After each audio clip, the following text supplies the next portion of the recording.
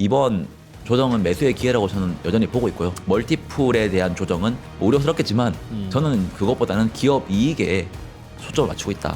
기업 이익은 경기 침체가 없다면 그렇게 큰 폭으로 떨어질 가능성이 낮다. 투자를 할 때 제가 해보니까 지수가 5% 10% 빠지는 거면 기업들은 좀 더 많이 빠졌을 거 아니에요. 보통 근데 기회는 그때 오더라고요. 올라갈 때 사면 먹을 게 많이 없는데 그렇죠. 조정받을 때 사면 먹을 게 있다는 거잖아요. 내가 지금 사이클이 끝나는 게 아니라고 하면 그럴 때가 사실 기회인 거예요. 남들 다 살 때 사면 먹을 게 많이 없습니다. 저에게 누군가가 2025년에 투자를 잘 하기 위해서 알고 싶은 경제 지표 딱 하나만 골라서 물어봐, 그거 가르쳐 줄게 라고 하면 저는 뭘 물어봐야 될까요? 여러분들은 혹시 신께서 알려주신다면 로또 번호 같은 거 말고 경제 지표 중에 하나만 알고 싶다면 뭘 알고 싶으십니까? 저는 그래도 미국의 경제 지표 중에 뭔가를 하나 좀 알아야 돈벌이 하기에는 제일 좋지 않을까 하는 생각을 그냥 막연하게 합니다. 그만큼 우리나라 경제가 미국 경제에 많이 영향을 받기도 하고 또 그게 우리의 투자 성적표에도 더 영향을 주는 것 같기는 한데, 오늘은 2025년 한 해 미국 경제는 어떻게 돌아갈 것 같은지, 그거 사실은 뭐 누가 다 알겠어요. 그러나 우리는 또 이런저런 예상과 시나리오를 짜놓고 있어야 하고 또 거기에 대해서는 또 많은 분들의 도움을 또 받아야 되겠죠. 오늘은 그런 질문을 중소기업 중앙회의 성상현 부부장, 여러분이 좋아하시는 성상현 부부장님을 모시고 여쭤보려고 합니다. 왜 그러냐면 최근에 이런 책을 한 이틀 된 것 같아요. 나온 지 이틀 됐나? 오늘 나왔습니다. 오늘 나왔어요? 어디 보자. 야, 오늘 찍은 이 책, 저자이시기도 해서 그래서 책 내용도 좀 여쭤보고, 이게 결국 올해 뭐 미국의 그 경제 지표에 대한 전망 아니겠습니까? 그 얘기 좀 들어보려고 합니다. 성상현 부부장님, 직책도 좀 바뀌셨네요. 어서 오십시오. 네, 안녕하십니까. 네, 책은 또 언제 쓰셨어요? 밤에 썼습니다. 밤에 이런 책 한 권 쓰려면 시간이 얼마나 걸립니까? 며칠이 걸립니까? 물론 하루 종일 잡고 쓰는 건 아니고 네, 밤에 가서 뭐 한 30분 1시간 뭐 이렇게 시간 내서 좀 더 쓰시고 그러겠죠 뭐. 네, 근데 미국에 대한 생각은 저는 뭐 계속 작년도 그랬지만 1년 내내 하고 있어서 그런 부분들을 좀 글로 푸는 데는 시간이 많이는 안 걸렸어요. 그렇지만 이제 내가 워낙 아는 게 많다 보니. 아니, 아는 게 많은 게 아니라 생각을 많이 하다 보니까 네.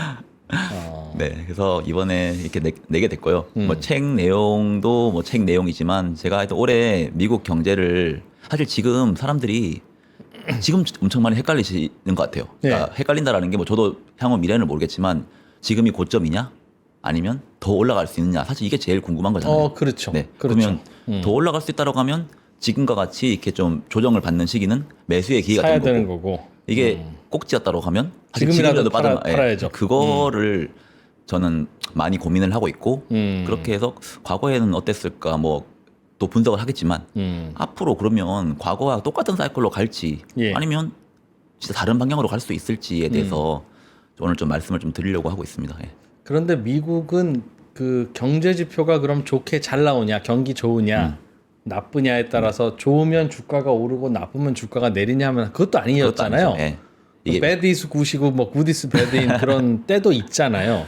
웃긴 게 뭐냐면 네. 경제가 좋으면 기업의 이익은 올라가요. 그러겠죠. 그런데 주가는 빠질 수 있습니다. 그게 긴축 때문에. 그렇죠. 그러니까 주가를 결정하는 거는 기업의 이익이고 기업의 이익과 이제 멀티플로 결정되잖아요. 기업의 이익은 경제와 뭐 동일하지 않겠지만 비슷하게 갑니다. 그렇죠. 그런데 멀티플은 경기와 역행하기도 하고, 그래서 우리가 배드 이즈 굿, 굿 이즈 배드 하잖아요. 그래서 그러면 예를 들어서 경기가 좋아서 기업의 이익은 올라가고 있어요. 그런데 금리가 올라가면서 기업의 멀티플이 하락합니다. 그렇죠. 그때는 사야 됩니까 말아야 됩니까? 그때는 근데 결과적으로 주가는 별로 안 좋았던 것 같아요. 차라리 네. bad is good일 때가 네. 투자하기는 편죠. 저는 그래서 경제를 제가 매일 말씀드리잖아요. 경제가 좋아지면 주가가 조정되면 매수해야 될 수 있다. 매수를 해야 되는 기회라고 보고 있어요. 경제는 좋은데 주가가 조정되고 있으면. 그러니까 그게 저는 정책 단기 등등 조정이라고 보는 때문에. 거죠. 그걸로 시장이 부러지면서 뭔가 기업의 어닝이 꺾이는 시나리오고 보면 당연히 이제 모든 전망을 바꿔야 되겠지만 예. 지금의 멀티플 조정기가 단기 조정이고 기업의 이익은 계속 올라갈 거라고 전망을 한다고 하면 현재의 밸류에이션이 지금 비싸더라도 저는 더 해볼 수 있다라는 걸 생각을 하고 있고요. 그래서 오늘 좀 말씀을 드리려고 하는 게 제가 2024년에는 1년 내내 말씀드렸던 게 연준의 대차 대조표였어요. 연준이 뭐 지급 준비금이 어떻게 움직이고 영래포 계좌가 어떻게 움직이고 그래서 그거에 따라서 시장이 영향을 받을 것이다. 주가가. 우리는 양적 기 미국은 계속 양적 기축을 하는데 연준의 지급 준비금은 크게 변화가 없을 것이다라가 그러니까 제가 작년에 말했던 네파토리였어요.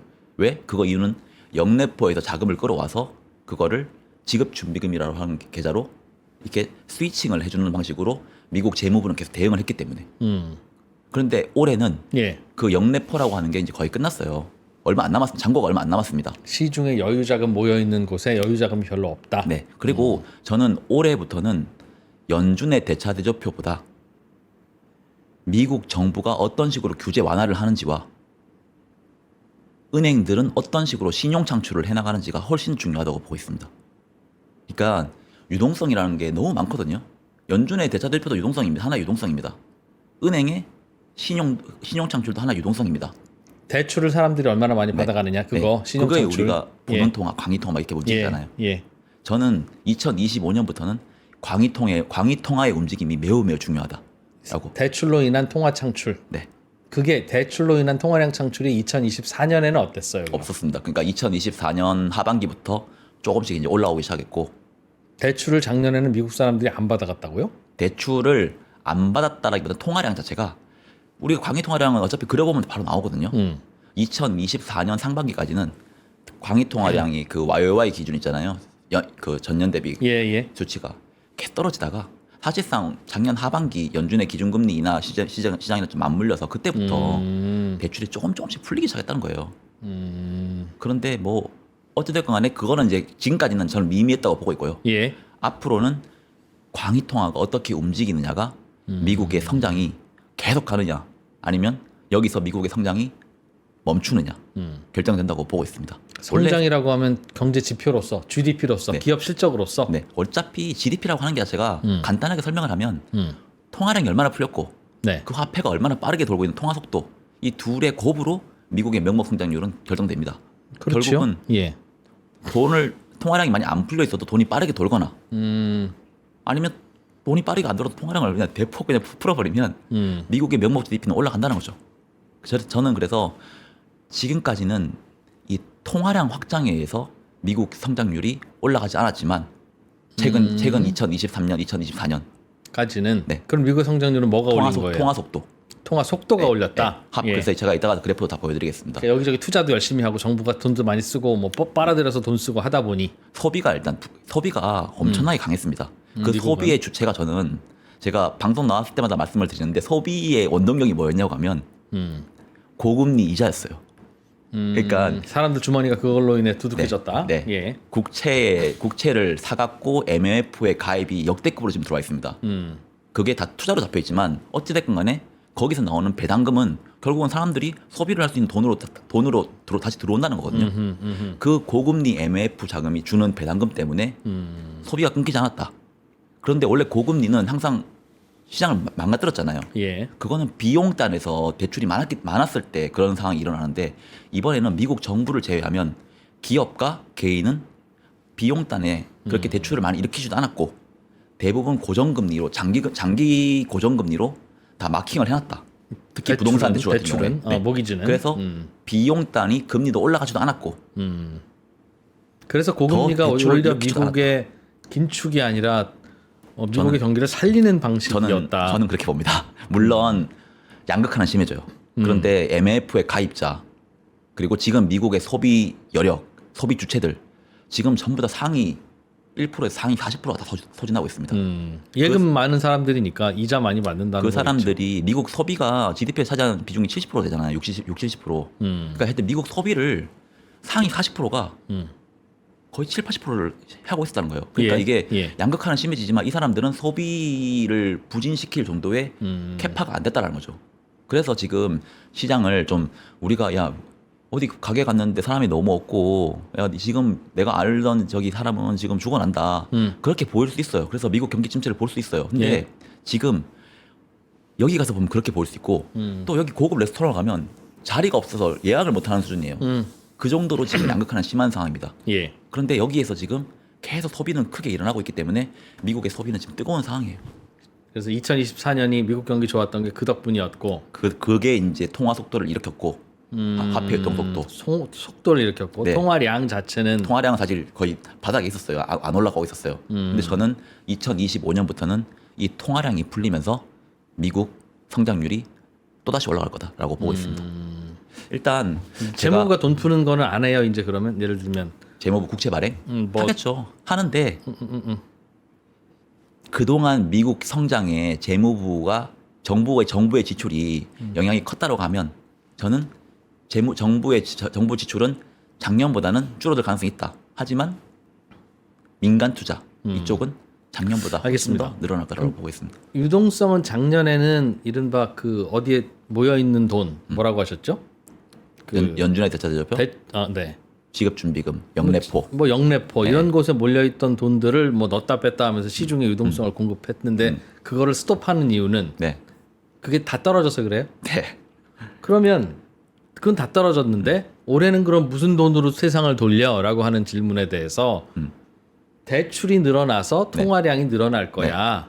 라는 예상이 맞으면 다행이네지만 그건 그야말로 예상이고 작년에는 그 대출이 안 돌았다면서요. 네. 대출이라는 건 사람들이 뭔가 야 더 저 대출 받아서 뭘 좀 써야 되겠다 라는 생각이 강하게 들어야 하는 거고 금리도 낮아져야 네. 되는데 금리가 낮아질 가능성은 점점 더 희박해지고 있잖아요. 요즘 네. 분위기는. 네. 근데 뭘 믿고 올해 2025년에 미국에서 대출이 갑자기 대출 창구로 기업이든 개인이든 몰려와서 네. 그게 통화 창출 효과를 일으켜서 세상을 구할 거라고 어떻게 함부로 그렇게 생각해요? 그래서 저는 그 광의통화 대출 있잖아요. 예. 대출을 풀리는 걸 보면 부동산 대출도 있잖아요. 개인들이 하는 부동산 대출. 예. 그리고 소형 기업들이 그냥 하는 대출도 있습니다. 그게 예. 지금 이프로님 말씀하신 금리가 엄청나게 내려와서 예. 사람들이 이제 사재기 할 때 그게 일반적으로 우리가 알고 있는 대출입니다. 그렇죠. 저는 근데 금리도 지금 연준의 스탠스랑 비슷하게 보거든요. 금리는 빠르게 내리지 않을 것이다. 예. 지금 수준에서 많이 내려봐요. 올해 2번.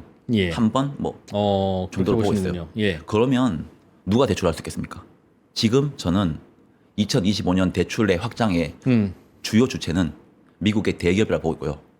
대기업들은 지금부터 대출을 할 텐데 얘들이 언제 할 수 있냐? 투자에 대한 생각이 확고할 때 합니다. 네. 그거를 저는 미국 정부의 규제 완화, 은행의 규제 완화, 네. 정부의 법인세 인하가 그 핵심 키라고 보고 있어요. 이게 95년도에서 2000년도 사이에 미국의 생산성 있잖아요. 예. 그게 5년간은 4% 정도까지 올라갔어요. 어마어마한 생산성입니다. 4%면. 지금 2% 정도 수준 됩니다. 그런데 미국의 생산성이 97년도까지는 2% 정도까지 수준이었어요. 그 사람들은 더 이상 안 올라간댔습니다. 예. 근데 그때 97년부터 98년, 99년도에 4%까지 올라간 핵심 원인이 뭐냐면 그때 클린턴 정부가 자본소득세를 인하를 했어요. 기업의 자본소득세를 28%에서 20%로 인하를 했습니다. 자본소득세라는 게 우리로 치면 뭐죠? 우리는 그런 세금이 없는 것 같아서. 가지고 있는 자본금에 대해서 예. 그거를 이제 원래는 뭐 기업이 벌어들인 이익을 하는 것도 법인세를 떼지만 예. 이 평가, 그러니까 이 기업들이 가지고 있는 자본금에 대해서도 이 세금을 때리거든요 원래. 그래서 자본소득세, 법인세, 소득세 이런 부분들이 미국의 어떻게 보면 세입의 주요 주체들입니다. 그래서 그거를 보통 자본소득세는 주식 사고 팔고 그러니까 예, 그런 번 돈에 대해서 양도세 매기는 걸 자본소득세라고 비슷한- 하는데 네. 기업들도 예. 똑같아요. 우리나라 금투세 같은 거. 예, 네. 그런 부분들을 감면을 하기 시작했어요. 근데 클린턴 정부가 원래 민주당 같은 경우에는 그런 대기업들에 대한 법인세나 이런 것들을 감면하는 정책은 잘 안 쓰거든요. 중소기업들 살리고 서민 살리고 이런 정책을 예, 많이 예. 쓰잖아요. 고소득자는 돈 많이 걷고. 근데 그때 클린턴 정부는 그때 자본소득세라는 거를 인하를 하면서 예. 저는 이 인하가 그냥 인하를 했기 때문에 기업들의 생산성이 올라갔다가 아니라 그게 기업들의 투자 욕구를 불러일으켰다고 보고 있어요. 그러니까 뭔가를 계속 해보겠다라고 하는 그때 하면서 기업들이 실질적으로 그때부터 투자를 더 많이 했고요. 그때도 당시 고금리였거든요. 지금 언제쯤이었죠 그게? 98년, 뭐 99 그때. 뭐 그 이후에 닷컴 버블이 왔군요. 네. 예. 그리고 실질적으로 닷컴 버블이 언제 왔냐면 그때 생산성은 4%까지 올라갔고 미국 증시가 95년, 96년, 97년, 뭐 98년 다 올랐는데 99년도에 제일 많이 올랐습니다. 그렇죠. 닷컴 그때- 버블일. 그때 보면 미국이 그때 그 98년도에 LTCM이라고 하는 회사가 러시아 모라토리움으로 부도나 버렸거든요. 롱텀 캐피탈 매니지먼트. 예. 네. 그때 미국이 금리 인하를 했어요. 그러니까 경제가 문제가 없었는데 러시아 그 건 때문에 금리도 낮추고 나니 뭐 축제 파티가 벌어졌겠군요. 예. 그때 자, 기업들은 생산성은 다 올라왔고 기업의 이익은 계속 올라가고 있었고 그런데 갑자기 그 금리가 갑자기 떨어지면서 시장의 멀티플을 자극을 해버린 거죠. 예. 그러면서 사실상 저는 그때부터는 뭐 이것도 저것도 상관없이 다 올라버렸거든요. 그래서 저는 이런 시장이 앞으로 미래에 나올 수 있을 거라고 보고 있어요. 그게 당장 뭐 이번에 뭐 2025년에 나올 수도 있고 2026년에 나올 수 있지만 저는 지금은 기업의 생산성이 올라가는 시기라고 저 현재 2025년을 보고 있고요. 그게 어느 순간이 되면 지금의 고금리도 팍 내릴 수도 있지만 언젠가는 이렇게 조금 점진적으로 내릴 거 아닙니까? 그런 상황이 되면 미국의 멀티플도 점진적으로 더 올라갈 것이다라고 보고 있습니다. 그래서 현재 상황에서 조정은 저는 뭐 매수의 기회라고 보고 있고요. 지금의 버블의 꼭지는 아니라고 저는 보고 있습니다. 그래서 제가 오늘 이런 부분들을 좀 말씀을 드리려고 차트를 많이 가져왔는데 네. 핵심 차트 중심으로 오늘 말씀을 그렇죠. 드리고 일단 뭐 이야기를 먼저 들어볼게요. 네. 예. 일단 이번에 이 표를 한번 보시면 제가 계속 서두에 말씀드렸던 내용입니다. 왼쪽 차트가 빨간색이 미국 기업의 포워드 EPS예요. 이게 뭐 과거 25년 정도 차트인데 그냥 딱 보시면 검정색은 미국의 멀티플이거든요. 멀티플은 누구도 맞추기 쉽지 않습니다. 예. 그런데 기업의 이익은 결국은 그 나라의 경제가 성장한다라고 하면 그리고 그 나라의 경제 성장이 투기적 투자에 대한 성장이 아니라 그러니까 부동산 같은 그런 쪽으로 장이 올라가는 게 아니라 기업들이 계속 혁신을 통해 가지고 그 나라의 성장이 계속 유지가 될 수 있는 국가라고 하면 기업의 이익은 계속 따라 올라갑니다. 그러면 이게 빨간색 그래프가 S&P 500이랑 매우 비슷하지 않습니까? 그 S&P 500 주가 흐름이랑. 그래서 결국은 중간중간에 큰 좀 굴곡은 조금 있을 수 있겠지만 우리가 너무 멀티플에 집중하기보다는 현재 기업의 이익이 내년 내후년에도 이렇게 금융위기처럼 이렇게 꼬꾸라지는 상황이 안 생긴다고 하면 이 빨간색 그래프는 계속 올라갈 수 있기 때문에 빨간색은 뭐고 까만색은 뭐죠? 빨간색은 기업의 그 포워드 EPS, 어닝, 그 기업 이익에 대한 추정치. 이게 예상치. 네, 추정치. 네. 예. 주당 검정- 순이익이 어떨 것이냐. 네. 검정색은 이제 포워드 멀티플. 그러니까 지금 밸류에이션이 얼마냐. 지금 이거 몇 배냐 이런 거 있잖아요. 그래서 네. 사실 이거는 멀티플 같은 검정색 같은 경우에는 금리의 영향을 많이 받아요. 뭐 예. 금리뿐만이 아니라 성장에도 영향을 받고 다 영향을 받지만 금리의 영향을 많이 받습니다. 저금리일 때는 멀티플이 올라가죠. 그렇죠. 예. 예. 그래서 우리는 지금 뭐 단기 조정이 만약에 이 검정색 그래프에 한 조정이라고 하면 저는 이 빨간색이 만약에 금융위기 때나 코로나 때처럼 이렇게 꺾이는 상황이 아닐까라고 하면 이런 조정은 매수를 해야 된다라고 보는 입장이긴 합니다. 그게 저는 미국 투자를 장기적으로 좀 추천드리는 이유 자체가 미국의 성장은 계속 될 거고 기업의 이익은 계속 올라갈 거고 결정적으로 경기 침체는 저는 없을 거라고 봅니다. 그렇기 때문에 큰 폭의 하락은 큰 폭의 기업 이익 조정은 없을 거라고 보고 있기 때문에 현재 검정색 그래프의 멀티플 조정 정도는 저는 크게 우려하지 않는다는 거죠. 경기 침체가 없을 거라는 거는 아주 큰 경기 침체는 없을 거다 그 말인 거죠. 네, 네. 금융위기나 코로나 코로나 같은 그런 큰 경기 침체가 그게- 왜 오겠냐. 네, 그게 아니면 빨간색 그래프가 크게 꼬꾸라지지 않습니다. 그래서 경기 침체가 오냐 안 오냐가 사실 사람들이 가장 그 궁금한 상황이 해요. 그거 안 온다고 하면 예. 뭐 미국 기업이 뭐 그렇게 부러질 리가 없잖아요. 그래서 저는 그렇게 일단은 보고 있고요. 우리가 인플레이션에 대해서 많이 고민을 하거든요. 예. 그런데 인플레이션이 과연 기업의 이익에 나쁠까요? 좋을까요? 인플레이션이 네. 기업의 이익에 네. 명목 이익에. 뭐 좋지. 인플레가 있어야 가격이 올라가고 가격이 올라가야 이익은 비용도 늘어나는구나. 아, 그러니까 좋은 회사한테는 좋겠네. 가격에 전가할 수 있는 회사한테는 좋고. 네, 정확하게 맞아요. 어. 러셀 이런 데는 인플레이션이 올라가잖아요. 네. 보통 생산자 물가는 소비자 물가로 이어지고 소비자 물가는 기업 이익으로 이어집니다. 단 소비자들에게 가격을 전가할 수 있는 기업들에 한해서. 그래서 S&P 500 같은 경우에는 미국의 대형 기업들 모아놓은 거잖아요. 그렇기 때문에 인플레이션이 올라가면 기업의 이익은 더 올라갑니다. 근데 러셀 같은 경우에는 아마 반대일 거예요. 그러니까 비용을 못 버티기 때문에. 그래서 포워드 EPS, S&P 500이나 이런 걸 볼 때 예. 이게 제가 오른쪽 그래프가 좀 확대해서 좀 보여주시면 좀 좋을 것 같긴 한데 이 검정색 선이 미국의 헤드라인 CPI 추이거든요. 물가 추이, 물가 상승률 추이. 그런데 제가 보라색으로 이렇게 그린 게 있어요. 보라색이 저는 물가 스프레드라고 하는 걸로 지금 설명을 드리고 있는데 네. 생산자 물가에서 소비자 물가에서 뺀 스프레드예요. 생산자 물가보다 보통 소비자 물가가 높나요? 낮나요? 뭐 그래프 보시면 높을 때도 있고 그때 다르네요, 그죠? 근데 네. 거의 비슷하게 올라가는 게 제일 좋아요. 그러니까 예. 그래야지 이게 그냥 뭐 예를 들어 3% 이렇게 돼 있으면 스프레드 0이잖아요. 예. 그럴 때가 사실상 제일 기업들이 활동을 할 수가 있는 상황이고. 뭐 변수가 없으니까. 네. 그런데 어찌됐든 간에 생산자 물가가 먼저 올라가고 예. 그다음 소비자 물가가 따라 올라옵니다. 그렇기 보통은, 때문에 과거에 보면 이 보라색 그래프가 2021년부터 빠르게 올라갔거든요. 예. 이때 보면 기업의 기업의 이익 보세요. 빨간색. 빠르게 올라가잖아요. 이게 과거에는 기업의 이익이 이렇게 가파르게 올라갔던 적이 없었습니다. 예. 그러니까 명목이기 때문에 그런 거예요.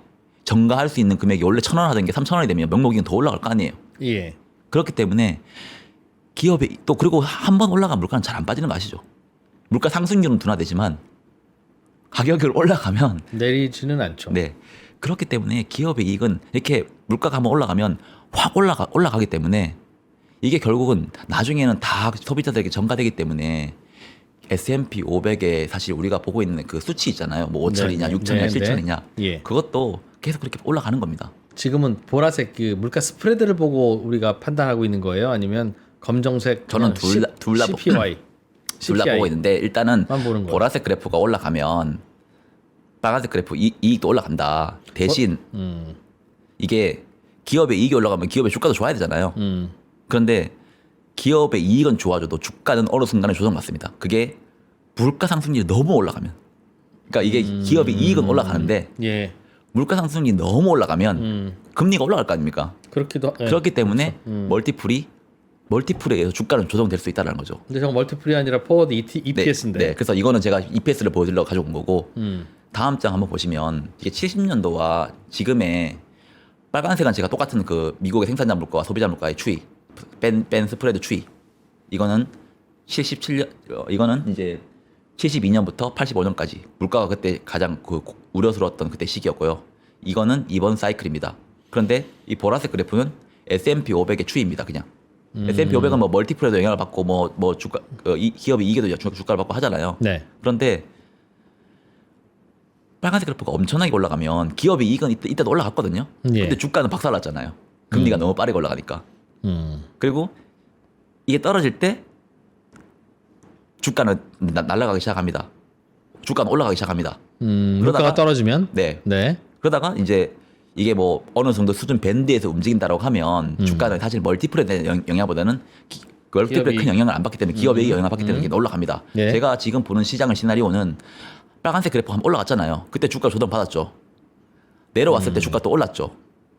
그러다가 지금은 이제 이 수준에서 움직이고 있는 상황입니다.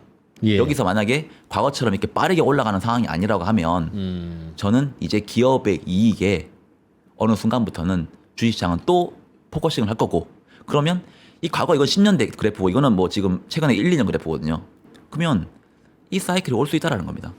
이 그래프, 이 스프레드가 어느 일정 밴드에서 이제 더 이상 움직이고 멀티플이 크게 주가에 영향을 안 미치는 수준으로 가면 시장은 어느 수준에서는 적응을 해버리거든요. 멀티플에 대해서는. 그러면 그때는 이익이 높으니까 주가는 올라간다. 이렇게 이제 주가는 날아갈 수 있다는 거죠. 그래서 저는 물가가 2022년처럼 이렇게 다시 올라갈 수 있을까를 가장 중점적으로 봅니다. 물가만 아니면 깨질 주가는 아니다. 네.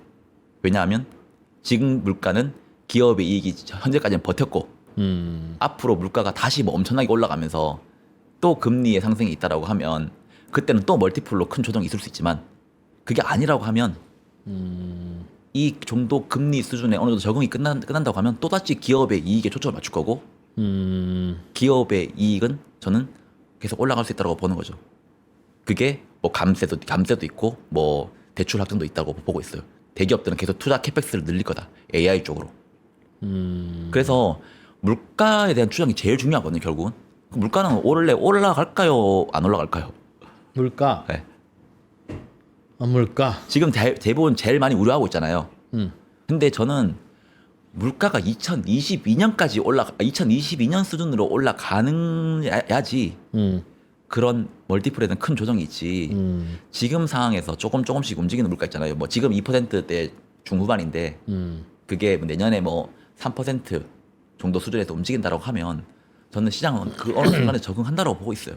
왜냐하면 감세도 있고 투자도 늘리는데 그리고 뭐 금리가 어느 적응이 끝나면 사람들이 여기서 적응을 해버리면 물가가 막 떨어지기 쉽지 않거든요. 그러니까 감세와 뭐라고 하셨죠? 투자. 기업 투자. 그것 때문에 시중의 통화량이 늘어나고 경기 좋을 겁니다. 네. 그게 저는 일단 핵심 키고 그런데 그러면 물가가 안 빠질 거 아니에요, 많이. 그렇죠. 그럼 물가도 오르겠죠, 네, 당연히. 네. 예. 그런데 2022년 정도까지 올라갈 거냐 이거죠, 제 말은. 물가가 네. 물가 상승률이 9%, 뭐 8%. 그러니까 7%. 2022년의 물가 상승률은 사실은 경기가 좋아서 올라가는 그 수요 견인 물가 상승이 아니라 네. 뭐 꼭 그것뿐만은 아니었겠지만 공급망 때문에 생긴 약간 좀 변칙적인 물가 상승이었어서 생긴 부작용이라면 네.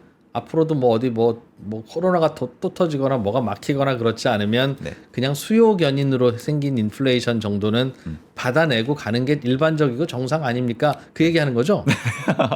다 아시네요. 저랑 많이 만나봐서. 그러니까 이게 70년대는 1차 오일 쇼크, 2차 오일 쇼크 왔잖아요. 예. 그때는 2차 오일 쇼크 때도 물가 상승률이 1차 오일 쇼크 때만큼 올라갔어요. 그래서 또 한 번에 박살이 난 거였어요. 예. 그런데 이번에는 코로나가 공급망 이슈였다고 하면 그런 이슈가 이제 안 생긴다고 하면 또다시 그 정도 수준으로 올라갈 수 있겠냐는 거죠, 제 말은. 뭐 가능성이 많지 않을 것 같아요. 네. 그러면 시장은 어느 순간에 적응한다는 겁니다. 이게 왼쪽 이거 표를 좀 한번 보시면 예, 오늘 예. 사실 물가에 대해서 저는 준비를 많이 했어요. 이 빨간색 그래프가 네. 지금 미국 물가가 월간 상승률이 어떻게 움직이고 있는지를 2021년부터 지금까지 가져온 거고요. 예. 검정색은 당연히 연준의 기준금리 추이. 그리고 보라색은 미국 CPI의 그 YOY 전년 대비. 이때 보시면 2022년도에는 MOM 물가 자체가 월간 상승 물가 자체가 0.5에서 거의 1% 정도 수준에서 나왔어요. 예. 지금 2022년 한 9월 이후로는 0에서 한 0.3 월간으로 이 정도 수준으로 지금 계속 나오고 있습니다. 다시 이 정도 수준까지 올라가려면요. 다시 0.5에서 1%씩 매달 그렇게 올라가야 된다고 저는 개인적으로 보고 있고요. 예, 뭔가 특별한 변칙적인 상황이 와야 되는 거겠죠. 네. 예. 그러면 0에서 0.3으로 만약 그렇게 나온다고 하면 물가가 2025년도 어떻게 될까를 추정해 볼 수 있잖아요. 뭐 전년 대비 어떻게 될지. 내리진 않아도 그리 크게 오르지는 않을 거다. 네. 동의. 0에서 0.3 정도가 나온다고 하면 예. 0.2 수준으로 만약에 매달 나온다고 하잖아요. 2025년 4월, 5월 정도 되면 예. 미국 물가는 2%까지 떨어져요. 상반기에. 그리고 하반기 때는 조금 올라갈 수 있습니다. 이게 2%까지 떨어진다는 게 기저효과 때문에 그런 거거든요. 전년 대비해서 하는 거기 때문에. 예. 뭐 하반기 때는 조금 올라가지만 그래도 3%대에서 머무릅니다. 그러니까 우리가 그래서 그 오른쪽에 이게 표인데 오른쪽 표가 이제 그 시뮬레이션 추정치인데 지금까지는 뭐 2.7 이렇게 나와 있잖아요. 이번 달에 나오는 1월 지표는 12월 지표이기 때문에 조금 올라갈 수 있어요. 근데 2월 달부터는 확실하게 그러니까 전년 대비 물가 상승률은 디스인플레이션 흐름이 강해질 걸로 저는 보고 있고요. 그 추정치만 놓고 보더라도 그게 0.2가 나오든 0.3이 나오든 0.35가 나오든 제가 추정을 해보니까 소비가 좀 약해져서 그렇다는 걸까요? 아니요, 그럼? 이거는 전년 대비니까 기저효과. 기저효과 때문에 월간 상승률이 높게 나와도 전년 대비 물가 상승률은 떨어진다는 거죠. 그러니까 작년 2024년은 물가가 좀 상반기 꽤 대비해서 올랐다는 거죠. 네, 물가가 작년에 수치가 이렇게 있었으면 올해 물가가 이때보다 올랐을 거 아니에요. 네. 근데 그걸 전년 대비해서 얼마 올랐냐를 사실 가지고 우리는 YOY라고 추정하거든요. 근데 그게 물가 많이 올랐던 게 뭐 코로나로 인한 공급망 마비는 아니고 2022년이야 그렇게 설명할 수 있지만 2024년 상반기의 물가 상승을 코로나로 인한 공급망 마비가 갖고 온 물가 상승이라고 하면 안 되고 그건 그야말로 주머니가 두둑한 상태라서 생긴 물가 상승인데 이게 웃긴 게 올라갔다가 떨어지잖아요. 네. 그리고 만약에 다시 지금 뭐 올라간다고 하잖아요. 예. 근데 이게 사실 전년 대비 효과 자체가 이게 사실 어떻게 보면 그러니까 이상한 거지 사실은. 그런데 연준은 거기에 포커싱을 하잖아요. 그래서 만약에 물가가 4월, 5월에 만약 2%까지 제말대로 떨어졌다. 그럼 연준이 긴축의 강도를 높일까요? 조금이라도 톤을 좀 완화시킬까요? 근데 올해는 왜 금리가 기껏해야 2번 내리고 말 거라고 예상해요? 근데 과장님, 부부장님은 월간으로 0.2, 0.3이 나온다고 하는 거면 낮은 상황은 아니에요. 이렇게 소비가 세고 하는 겁니다. 알겠습니다. 그런데 연준은 요것도 보지만 YY도 보기 때문에 야 우리가 지금 4.5를 하고 있지만 요 정도면 적당히 해라고만 해도 저는 시장에 멀티플에 대한 우려가 사라진다고 보고 있어요. 지금 미국 장기 금리가 네. 엄청나게 최근 3개월 동안 많이 올라왔거든요. 그게 뭐 성장 때문에 올라간 것도 있어요. 그런데 대부분 보면 불확실성에 대한 우려입니다. 미국이 재정적자를 이렇게 많이 풀면 물가가 폭증하지 않을까? 미국 채를 아무도 안 사지 않을까?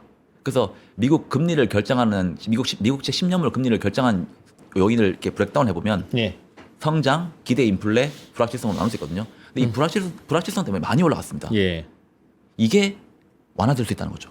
이게 좀 떨어질 수 있다는 거죠. 그러면 미국 장기 금리가 지금 뭐 4.7, 4.8 올라갔잖아요.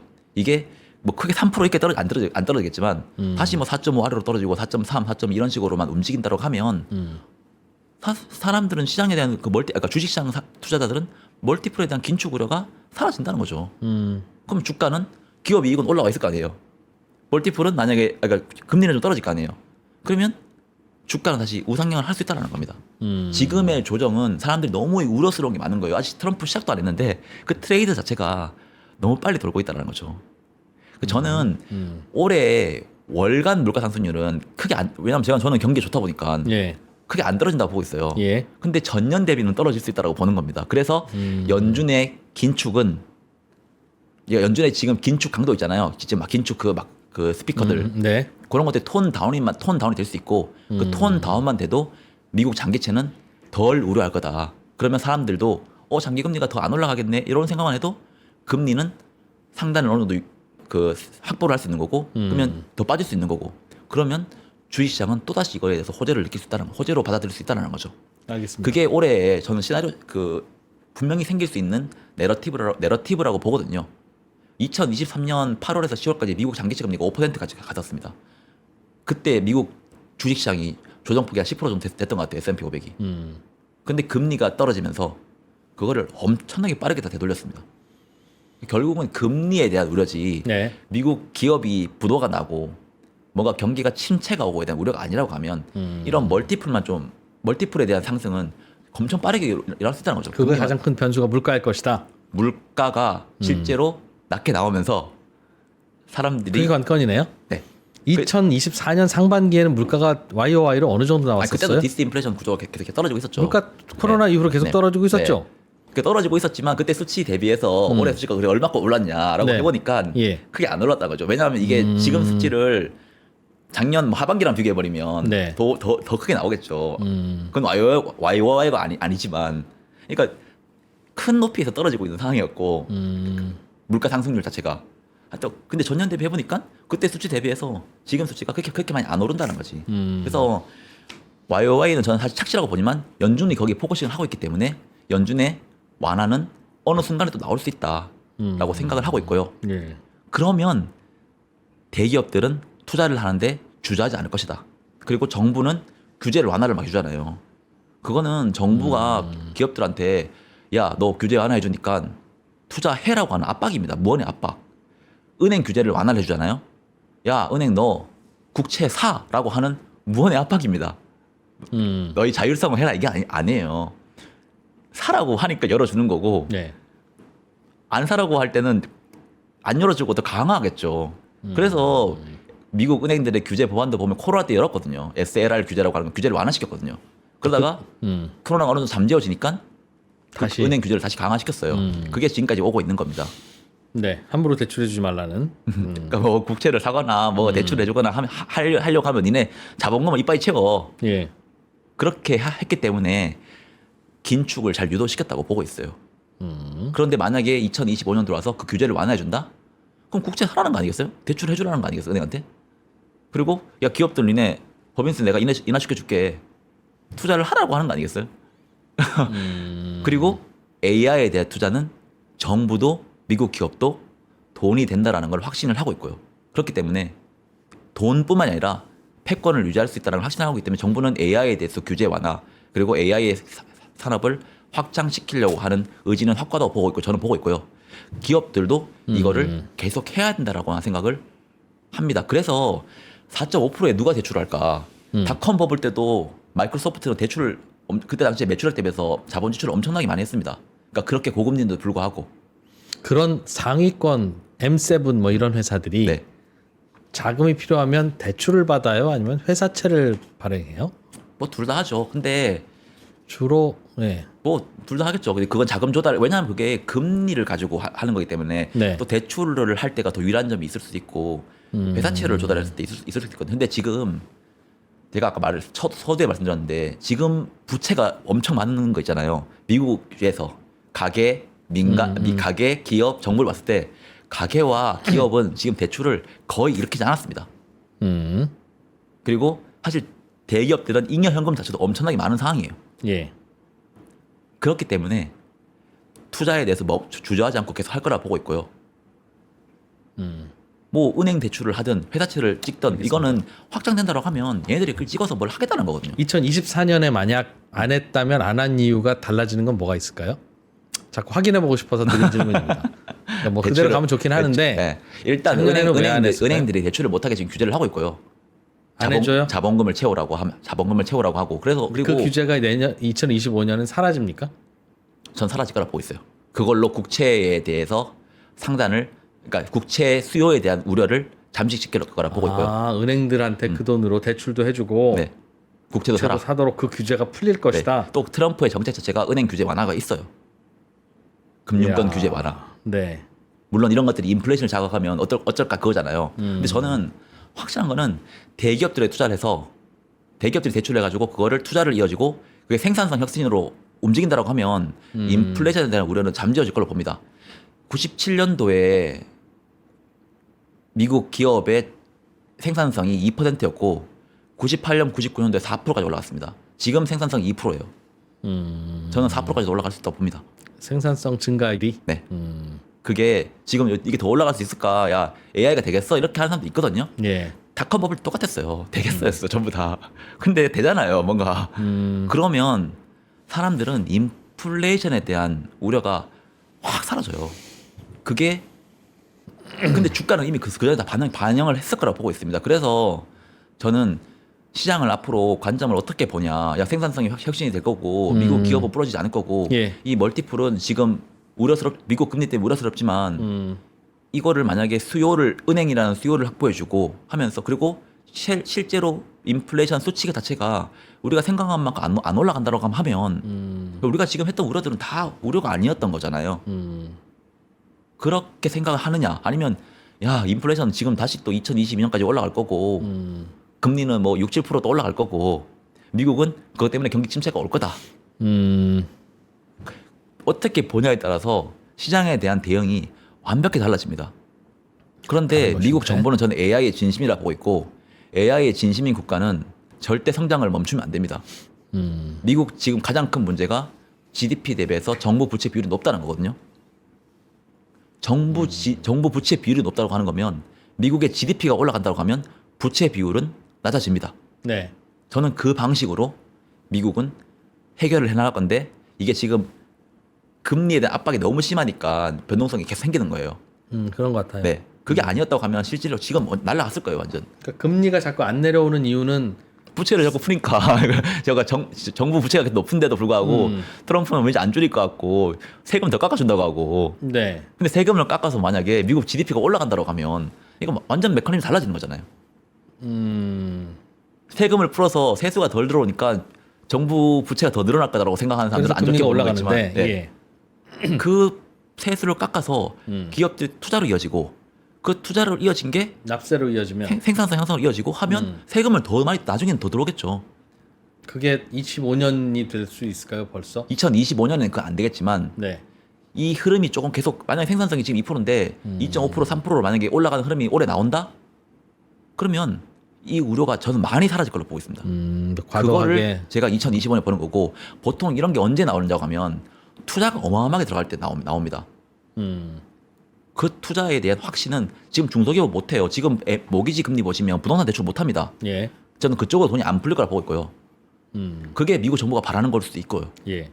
그게 저는 생산적인 투자가 아니라 투기적 투자로 보는 거예요. 부동산 이런 쪽은. 근데 대기업들이 하는 투자, 그들이 생산성을 올리는 투자, 그거를 위해서 정부는 규제 완화를 해주고 리쇼어링도 사실 저는 다 그런 요건 중에 하나라고 봅니다.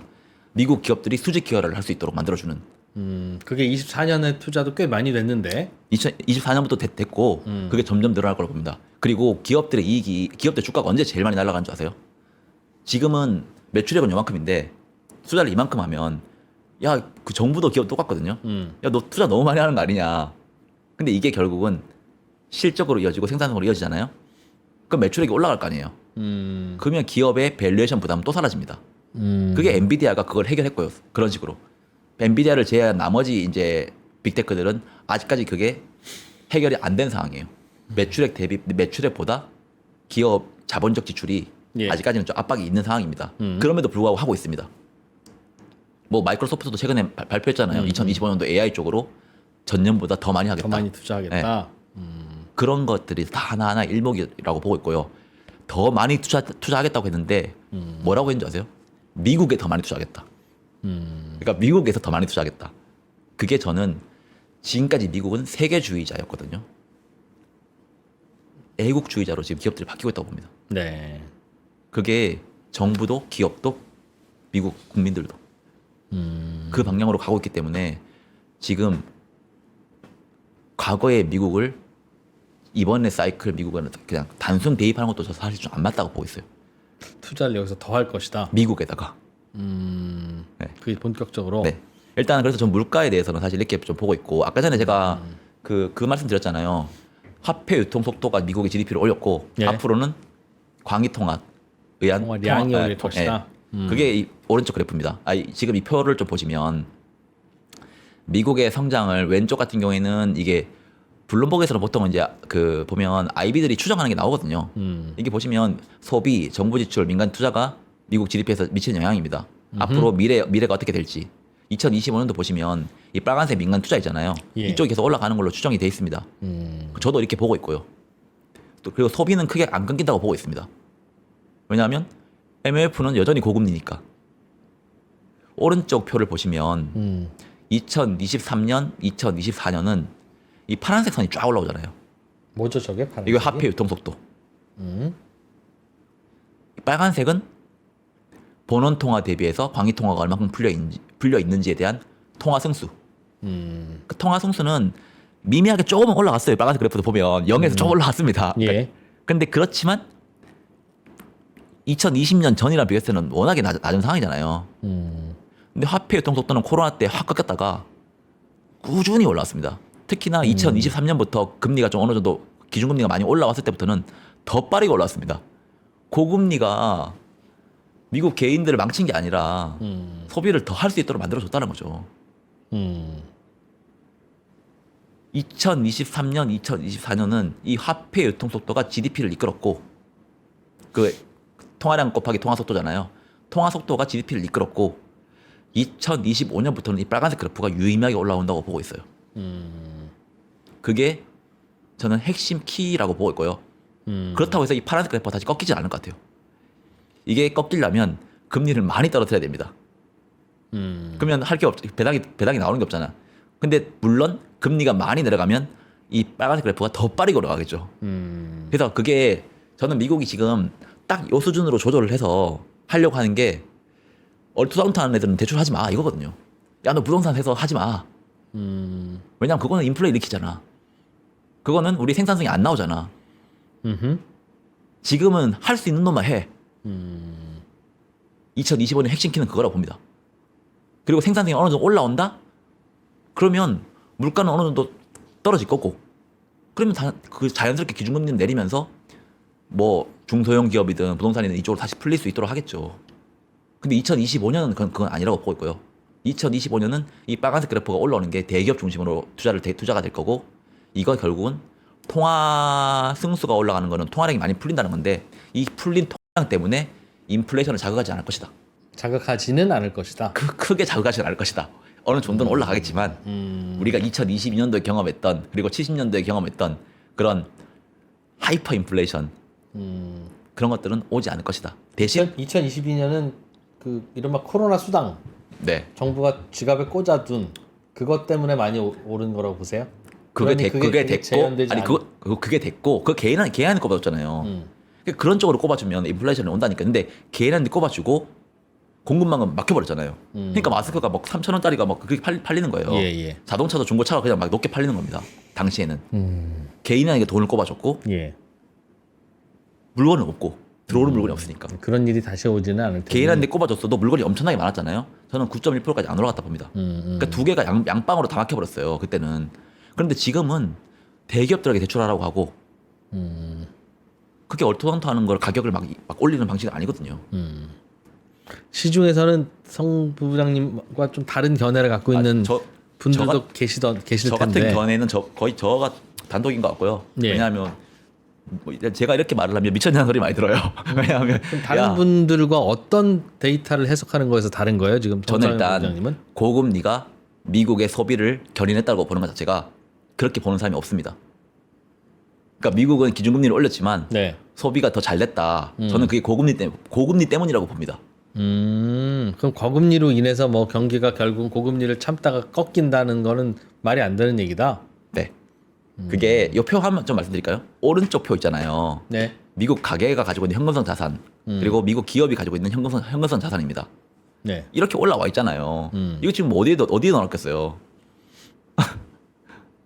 이런 상황이라고 하면 고금리가 소비 둔화를 안 시킵니다. 가지고 있는 현금성 자산이고 고금리를 주는 상품들이 지금 깔려 있잖아요. 예. 그러면 배당만 받아도 그거를 충분히 그 캐파를 유지할 수 있다고 저는 보고 있고요. 그게 저금리가 되면 이 자금으로 뭐든가 또 투자를 하려고 찾을 거 아니에요. 근데 지금은 그 상황이 아니라는 거죠. 그럼 미국은 고금리일 때도 돈이 풀리고 저금리일 때도 돈이 풀린다. 고금리 때는 대기업들만 가져갈 수 대출을 할 수 있는 여력이 있을 것 같고 저금리가 되면 모두가 다 풀겠죠. 그래서 미국은 저금리로 당분간 안 갈 것이다. 그리고 미국의 저금리는 미국만 살리는 게 아니라 전 세계를 살립니다. 그렇죠. 지금 미국은 제가 말했잖아요. 애국주의자 형태로 가고 있다고. 미국만 잘 살자라는 주의로 가고 있다고. 다른 나라들이 부러지면 미국도 못 살지 않느냐. 그거는 진짜 장기적인 얘기기도 하고요. 예. 만약에 하나 부러지잖아요. 그래서 미국이 만약에 금리를 그것 때문에 낮추잖아요. 또 그럼 미국만 살겠지. 그럼 버블이 어마어마하게 옵니다. 그래서 미국 시장이 야 다른 나라 부러지면 미국 망하지 않냐가 아니라 다른 나라 부러져서 그것 때문에 만약에 금리를 좀 떨어뜨려준다? 그러면 근데 그렇게까지는 저는 생각을 안 하고 있지만 그냥 차근차근하게 올라갈 수 있다고 보는 거죠. 그래서 저는 1년 안에 끝날 사이클은 아니라고 보고 있고요. 이 사이클 자체가 아까 대출 증가율 아까 말씀드렸잖아요. 요 표만 그러면 네. 프로님 좀 보시죠. 궁금하시니까 예. 오른쪽 표 있잖아요. 이게 빨간색이 대출 증가율입니다. 네. 보이세요? 예. 오른쪽이니까 오른쪽에 빨간색 선이 미국 대출 증가율 YOY예요. 그리고 파란색 선이 미국의 M2 광의 통화 증가율. 네. 전년 대비 그거니까 광의 통화는 파란색이 올라오고는 있었지만 최근에 이제 0보다 조금 올라온 상황이고요. 예. 그래서 이제부터는 이제 조금 풀리기 시작했다라고 보시면 될 것 같고 대출 증가율은 떨어진 상황 이후로 많이 안 올라오고 있어 지금. 그러니까 미국이 대출을 지금 안 해주고 있는 것도 있고 빌려가는 사람들이 적은 것도 있고 빅테크들은 뭐 지들 가지고 있는 돈도 있으니까 그래서 지금 이 상황들이 저는 이 빨간색이 저는 최소한 과거 수준만큼은 올라올 수 있다는 거죠. 이 빨간색 그래프 보시면 지금 여기 있지만 이럴 때 보면 다 이만큼 올라왔잖아요. 네네. 이때 우리가 버블 논란을 생각해도 된다는 거죠. 빨간색이 무슨 그래프였죠? 대출 증가율. 대출 증가율이. 그게 과거에 보면 다 이렇게 올라가다가 꺾였잖아요. 그렇죠. 예. 근데 지금은 올라가지도 않았잖아요. 이게 올라가는 수순이 전 나올 거라고 본다는 거죠. 그게 올라가면 그때 주식시장이나 실물경제나 그때 버블에 대해서 우리 그때 논의해도 된다라고 저는 생각을 하는 겁니다. 네.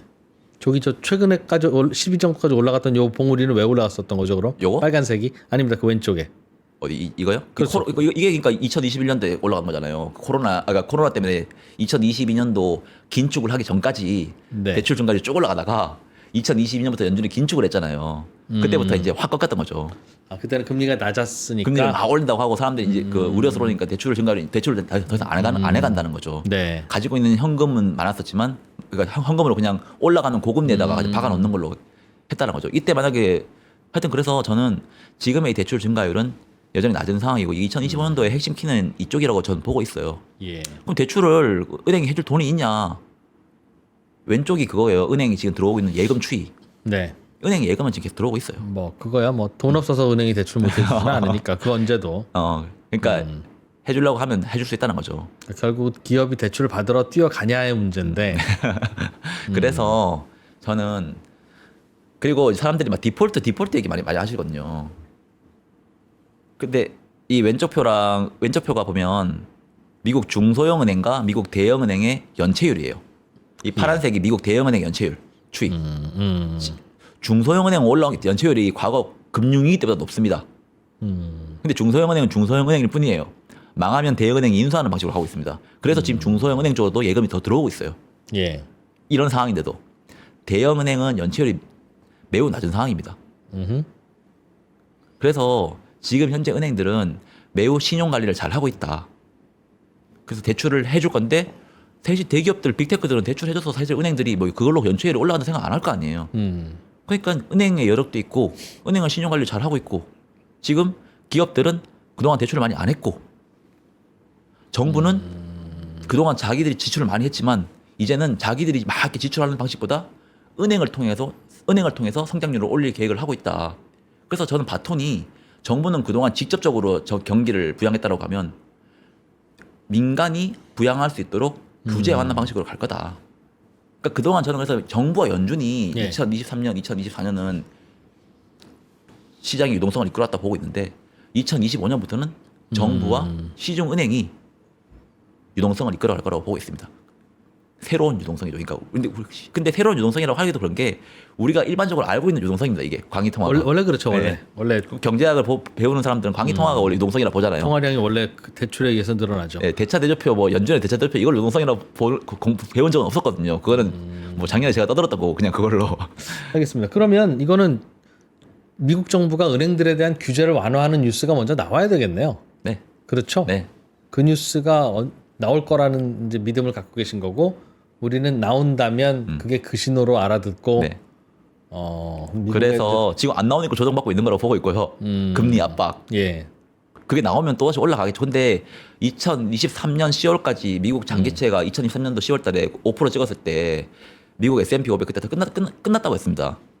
경기 침체 온다고. 예. 그런데 금리가 떨어지니까 빠르게 다 회복을 해버렸어요. 어찌됐건 저는 그래서 이번 조정은 매수의 기회라고 저는 여전히 보고 있고요.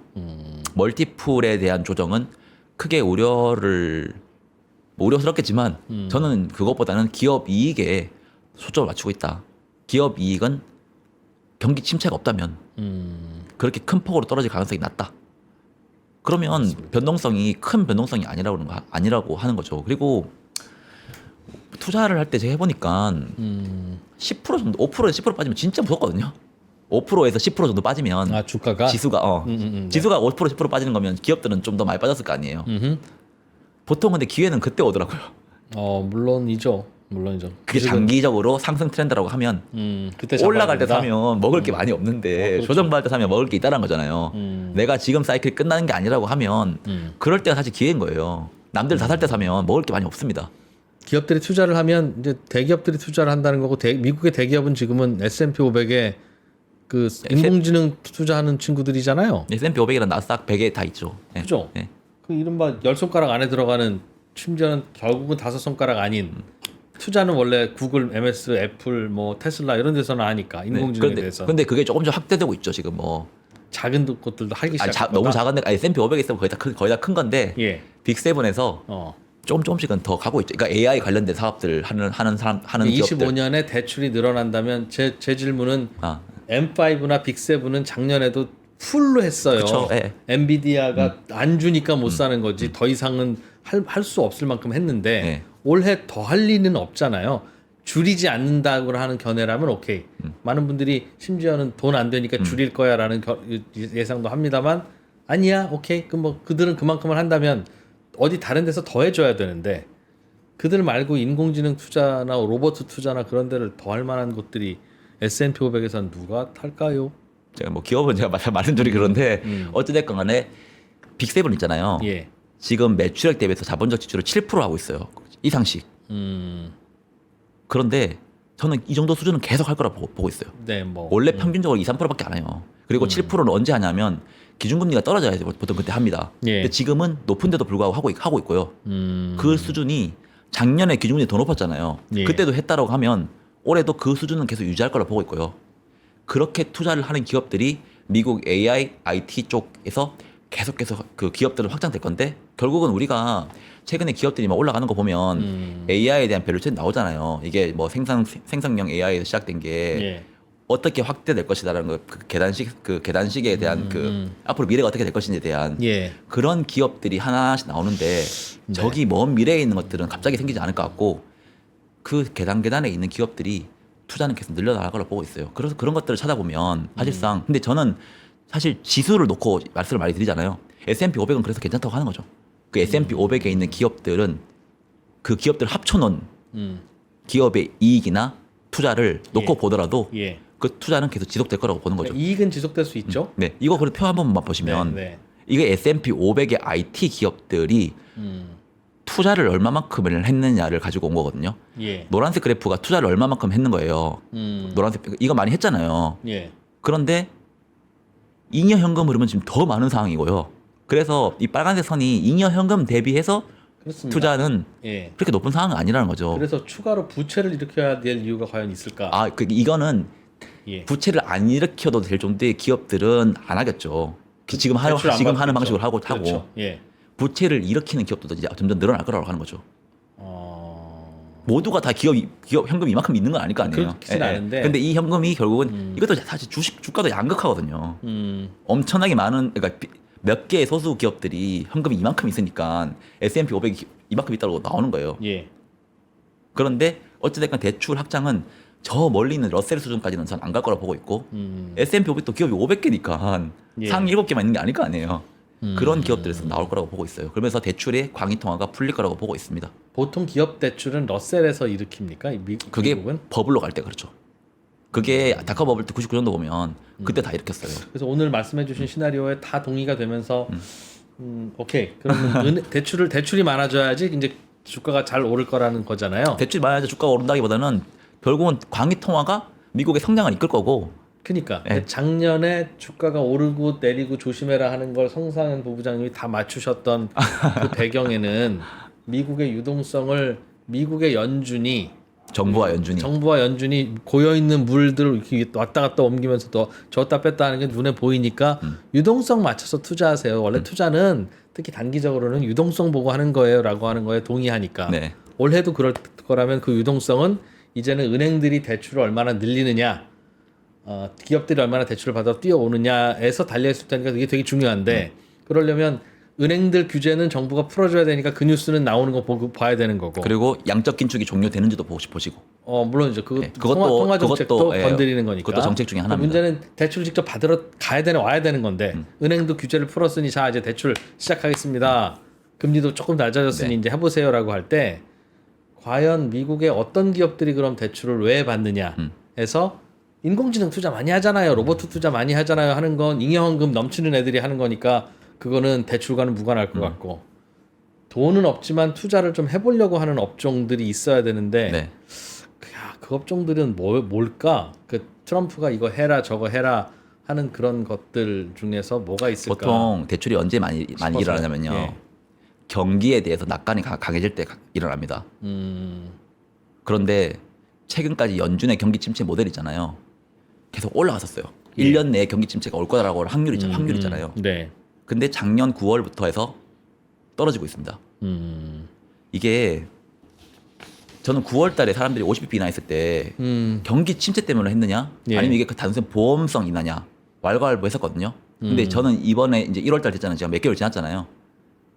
확실하게 보험성 인하가 였다라고 저는 보고 있고요. 보험성 인하였다고 하면 경기가 더 살아날 가능성이 있다라는 거죠. 뭐, 네. 그렇게 되면 기업을 하는 사람들도 조금씩 확신이 생긴다는 거죠. 투자를 하려고 하는 게 경기 침체 올까 봐 안 하는 것도 있거든요. 코로나 때 갑자기 급반등 앤드 경기 침체 가능성 이때는 네. 투자 결정하기가 좀 네. 너무 어려웠는데 그렇죠. 뭐 CFO 다 그런 생각 할 거 아니에요. 예. 내가 지금 공장 지었는데 갑자기 뭐가 끊겨버리면 경기 침체가 와버리면 내가 망하는 거잖아요. 알겠습니다. 근데 그게 확신이 들다고 하면 예. 합니다. 그때부터는. 그동안은 금리를 올리는 상황이었고 9월부터는 금리를 떨어뜨렸고 경기가 만약에 좋아지고 있다라는 거를 기업들이 확신을 가진다고 하면 네. 투자를 늘리기 시작할 건데 알겠습니다. 자기는 체력이 좋은 놈부터 먼저 올리겠죠. 그 시나리오가 맞는지 보려면 우리는 무슨 지표들을 좀 보면 돼요. 통화량이 풀리고 있는 통화량? 광의 통화량 그 어떻게 움직이는지가 저는 키라고 보고 있고요. 월별 증가량 제가 작년에도 뭐 연중 그거 가지고 계속 왔잖아요. 매번 맞아요. 올 때마다. 네. 앞으로 오는 거는 그것을 매일 통화량 들고 올 수 있다라 통화량이- 있어요. 지금 풀리고 있습니다. 지금 안 풀리고 있습니다. 뭐 이런 거 그거는 있죠. 우리도 확인할 수 있잖아요. 그렇죠. 예. 그렇죠. 그거 뭐 근데 매일 확인하는 건 의미 없고요. 원래 매달 나오나요, 그게? 그렇죠. 예. 근데 뭐 매일 하려면 수치가 조금씩 움직일 건데. 근데 일단은 10%까지 올라간다라는 가정을 내가 만약 한다라고 하면 야 이제 시작이구나라는 걸 생각할 수 있다는 거죠. 알겠습니다. 예. 우리가 미국 경기가 혹시라도 꺾이면 어떡해? 투자가 줄면 어떡해? 라고 하는 게 이제 걱정인데 네. 미국 경기가 왜 꺾여라고 하면 고금리가 너무 오래 지속돼서 꺾여라는 생각이었지만 오늘 말씀하신 새로운 아이디어는 야 미국 경제에는 고금리가 오히려 약이야. 너무 높은 고금리는 독이었겠지만 어. 지금 정도 수준까지는 버틸 수 있었다. 그리고 그게, 연준의 보험성 인하를 최근에 했잖아요. 또. 한국이랑은 달라. 금리 올린다고 소비 꺾이지 않아. 아, 그거 좀 알고 시작해 보자라는 이야기. 거기에 보험성 인하까지도 해줬으니 네. 미국 경기가 꺾일 이유가 있겠냐. 이제는 대출마저도 풀리기 시작할 테니까 그걸 잘 보자. 네, 결국은 금리를 지금 내렸잖아요. 지금 더 안 내릴 수도 있는 거잖아요. 지금 현재 상황에서. 알겠습니다. 근데 경기가 좋으면 주가는 결국 경기를 따라갑니다. 왜냐하면 기업 이익들을 보면서.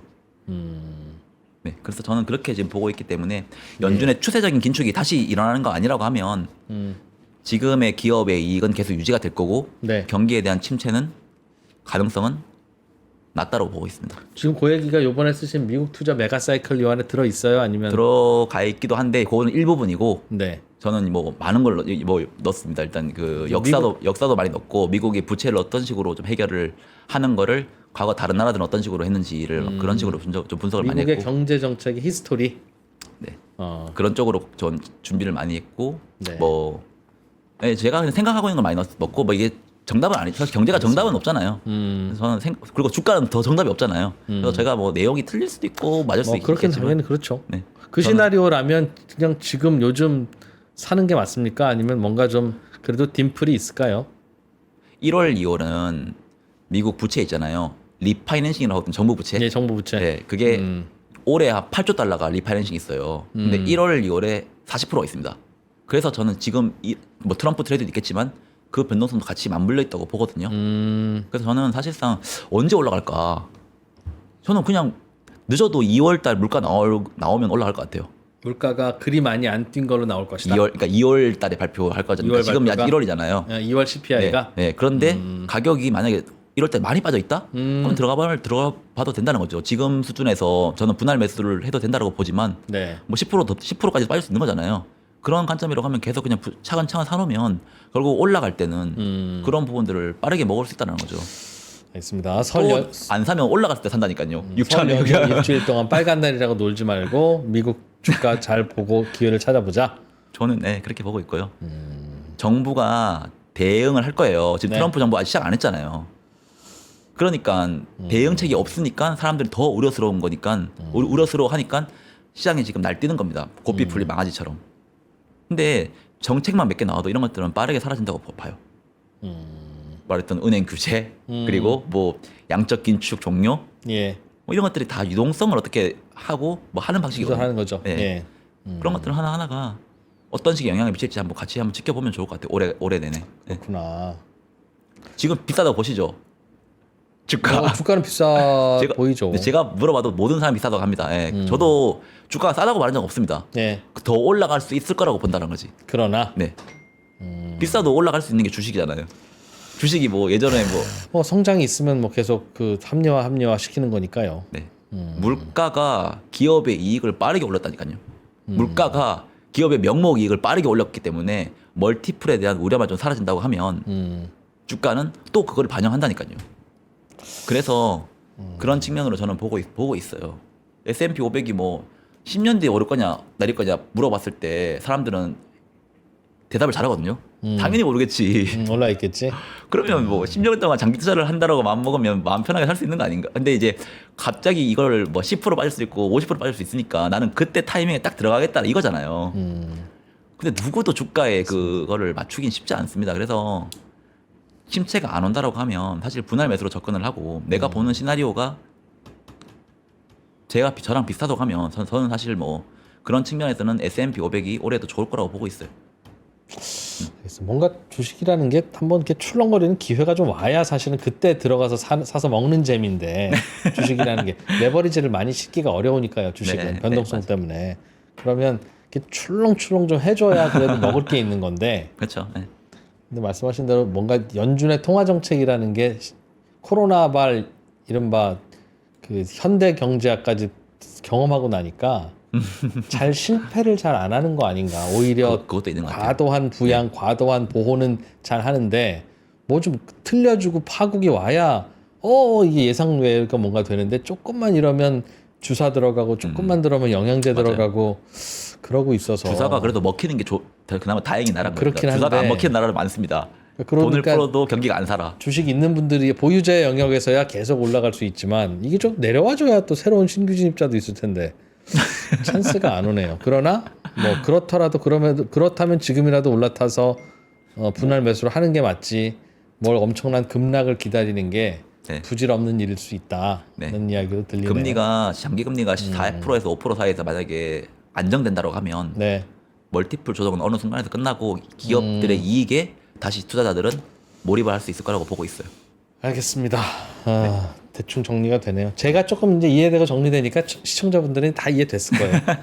나만 정리되면 되더라고 보통. 네, 중소기업 중앙회 성상현 부부장님 바쁘신데 책까지 써주시고 우리나라에서는 책 써봐야 돈도 안 되는데 미국 투자 메가 사이클 선물로 드리는 겁니다. 선물로. 감사합니다. 네. 멋진 이프로님. 진행하는 요 재미 감사합니다. 또 뵐게요. 고맙습니다. 네, 고맙습니다.